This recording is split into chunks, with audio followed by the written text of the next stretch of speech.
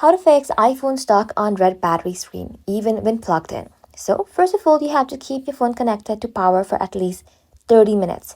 If battery is completely drained, it can take a while for the iPhone to turn on.